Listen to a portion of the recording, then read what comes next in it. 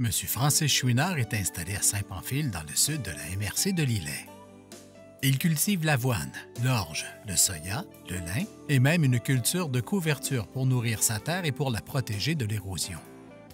Suivez-nous pour comprendre les particularités de cette culture et certaines caractéristiques de sa région où le sol est à dénivellation variable.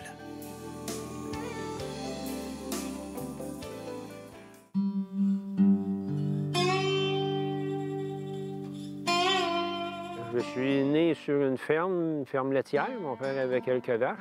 C'était un peu marginal parce que l'agriculture ici à Saint-Pamphile, c'était un petit peu une agriculture de subsistance, là, si on recule des générations en arrière de nous autres. Et quand mon père est décédé, j'ai parti sur une autre branche et j'aimais beaucoup la machinerie. J'aime encore beaucoup la machinerie. J'ai travaillé sur des équipements de construction de voirie. J'ai travaillé 14 ans au côté américain, dans le Maine, pour des compagnies américaines. Puis l'amour de l'agriculture m'a rattrapé.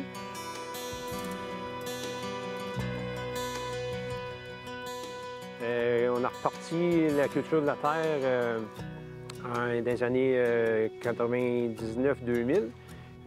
Avec mes deux frères, on a développé ça tranquillement. J'ai continué tout seul dans l'entreprise. Et heureusement pour moi, je me suis coïncidé avec une bonne période. Il y avait beaucoup de demandes, autant pour les produits puis les travaux à forfait pour faire avec d'autres producteurs. Donc, j'ai fait de l'acquisition de machinerie. Puis depuis 4 ans, je travaille à temps plein sur la ferme et même j'emploie d'autres personnes pour m'aider. J'ai des aides autant de la famille puis des personnes, des employés à temps partiel qui viennent m'aider.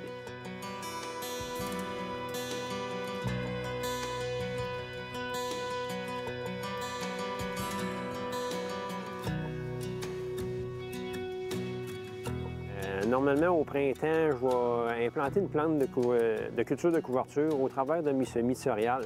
Dans notre cas, nous autres, avec des terrains, avec des reliefs vallonneux, on a de l'érosion qui va se faire par l'eau au printemps lors de la fonte des neiges. Et les cultures de couverture vont avoir comme effet de retenir à plein les particules de sol. Donc, l'érosion est diminuée de beaucoup. En plus d'avoir l'effet d'apport de matière organique et d'azote dans le sol et de minéraux qui vont être retenus pour l'an qui suit l'implantation de cette culture-là.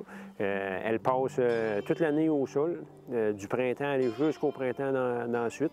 Puis on recommence avec un nouveau semis au printemps suivant. Les cultures couverture, ils servent essentiellement à protéger le sol notamment de l'érosion.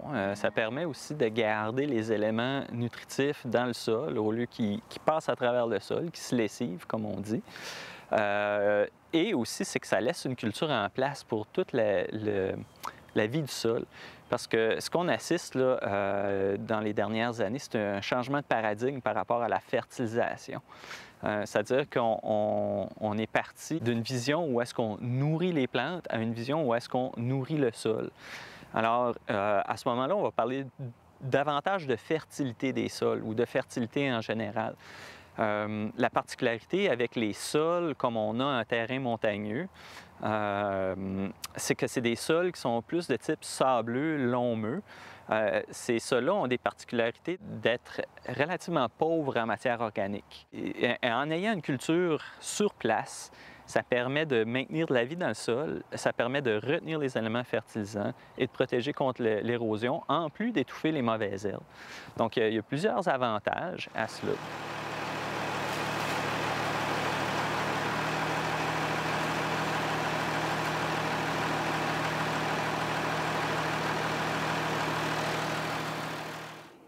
En général, on va utiliser soit des plantes fourragères qui vont être implantées au printemps, un petit sac de 25 kg, ou des gros sacs de 500 kg qui vont être un mélange de soit avoine pois, qui vont être aussi bénéfiques, là, mais qui pourraient aussi apporter du fourrage en cas de sécheresse qu'on pourrait connaître des années.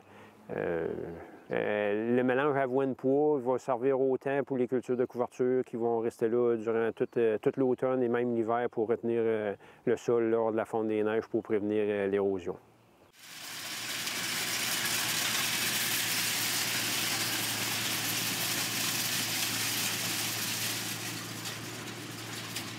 Un sac de 500 kg de mélange avoine-pois va couvrir environ une superficie de 5 hectares, qui équivaut à environ 50 000 mètres carrés.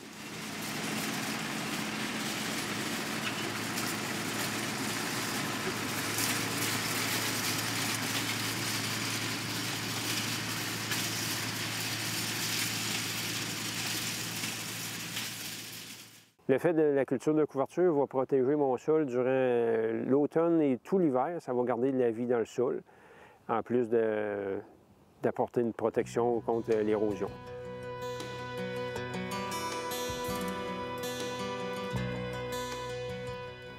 Ici, sur la table paternelle, ça va nous prendre environ 6 à 7 heures pour faire les semis au printemps.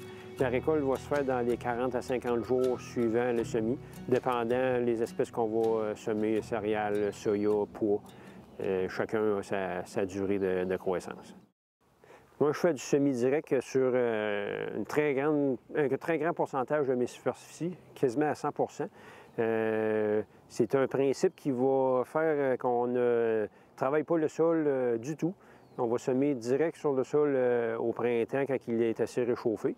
Et mon semoir est vraiment conçu pour du semi-direct et calibré pour placer la semence à environ 3/4 à 1 pouce de profondeur, dépendant de l'espèce que je vais ensemencer.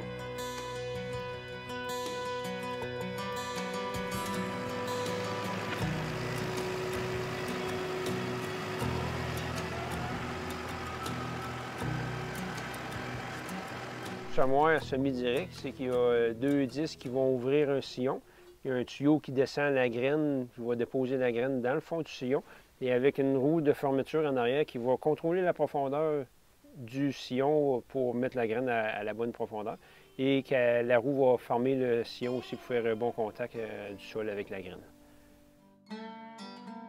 Les semi-directs s'inscrivent dans cette logique-là où est-ce qu'on maintient une couverture végétale en permanence sur le sol.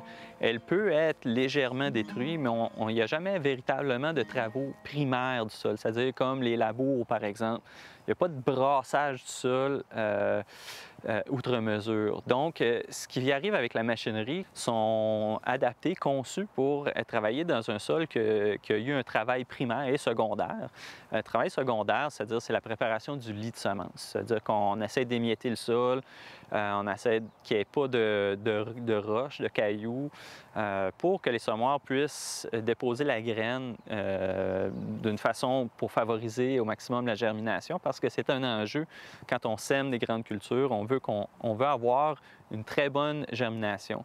Alors, quand on change pour le semi-direct, il faut adapter la machinerie. Et simplement, c'est pratiquement à toute fin pratique les mêmes semoirs auxquels on a placé des disques ou un outil quelconque pour ouvrir le sol, tasser un peu le chaume qui peut avoir resté sur place et pour déposer la graine puis favoriser sa germination.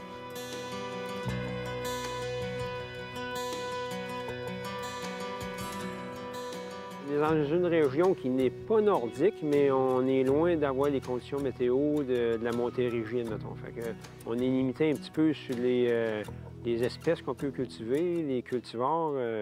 Ici, on est en terrain montagneux. On peut avoir les gelées et la neige tôt à l'automne. Des fois, le mois d'octobre, on peut avoir des petites accumulations de neige. Et le printemps, on peut avoir de la neige quasiment jusqu'aux des premières journées de mai. On choisit les variétés de culture selon notre climat local, qui va être bien adapté selon la saison de croissance que l'on a dans notre région.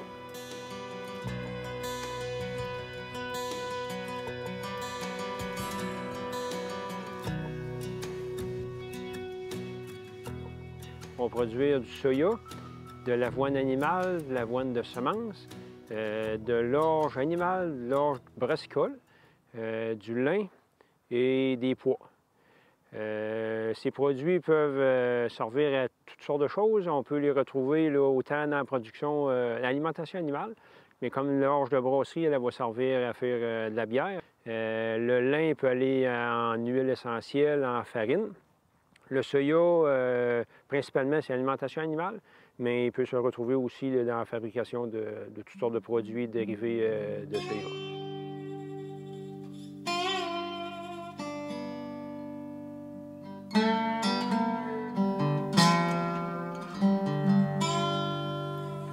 Ça ici, c'est la moissonneuse-batteuse. C'est une machine qui est très complexe. Ça fonctionne plus ou moins comme un moulin. La matière première rentre dans le devant de la machine. Il y a un système de battage qui va séparer les grains avec la paille. Ça s'en va plus loin, toujours dans le cœur de la machine. Ça va se faire nettoyer, séparer. Les grains vont monter en haut dans la réserve et la paille va sortir en arrière, va tomber à terre et elle va être ramassée pour faire la paille, de la litière pour les animaux.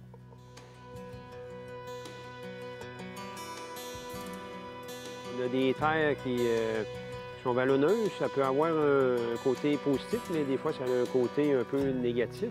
Dans le bas des vallons, entre deux vallons, on peut se ramasser avec des cuvettes où l'eau va s'accumuler, qu'il faut faire un drainage particulier pour évacuer cette eau-là. Les sols sur le haut de la pente se drainent bien. Ça reste des sols qui se travaillent relativement bien, qui se réchauffent assez vite au printemps. Le désavantage d'une culture en vallon, c'est les cuvettes. Les cuvettes, c'est les fonds de pente où il peut se ramasser de l'eau. Un autre désavantage, c'est l'érosion. C'est l'érosion, d'où l'importance d'avoir une couverture végétale en permanence, parce que les racines maintiennent le sol en place. En fait, les racines et le chaume, je dirais, parce que le chaume permet de freiner l'eau. L'eau n'a pas le temps de prendre la vitesse lorsqu'elle descend la pente. Et puis les racines, bien évidemment, tiennent le sol en place, là. Donc, c'est des mesures très, très avantageuses contre l'érosion. Nos terres, j'espère qu'ils vont être soutenus par nos descendants. Nos ancêtres ont travaillé à s'arracher le cœur pour défricher, surtout dans notre région. Là, les terres ne sont pas venues agricoles là, du jour au lendemain. Là. Il y a eu un travail d'accompli là-dessus. C'est épouvantable. J'espère juste que ça va continuer, qu'ils vont être entretenus en bon état de produire, parce qu'on va avoir besoin de manger à tous les jours. Donc, effectivement, il y a eu un travail pharaonique à mettre ces terres-là en culture. Ce serait dommage de les perdre d'un point de vue agronomique. D'un point de vue plus social, on parle aussi d'occupation du territoire. C'est bien d'avoir des productions agricoles décentralisées pour la vitalité économique du territoire, pour raccourcir les chaînes d'approvisionnement aussi, puis faire vivre les communautés. Là. On s'entend qu'en région, les activités tournent surtout autour de la foresterie, de l'agriculture. Voilà. Puis il y a aussi, c'est de valoriser ce terroir-là. C'est ce qui fait aussi un aspect culturel à ça, qui est notre identité au Québec. Il y a beaucoup de volets qui rentrent en ligne de compte. Il n'y a pas que de produire des aliments, il y a des aspects sociaux, environnementaux et culturels aussi. Il va falloir que ça continue. C'est désolant de voir qu'il y a des terres qui vont être laissées en friche. C'est le choix des propriétaires. Les produits que nous consommons à tous les jours proviennent parfois de notre communauté locale. Il est important de prendre conscience que certaines pratiques de culture apportent des résultats. Non seulement il faut nourrir la communauté, mais aussi il faut nourrir le sol lui-même.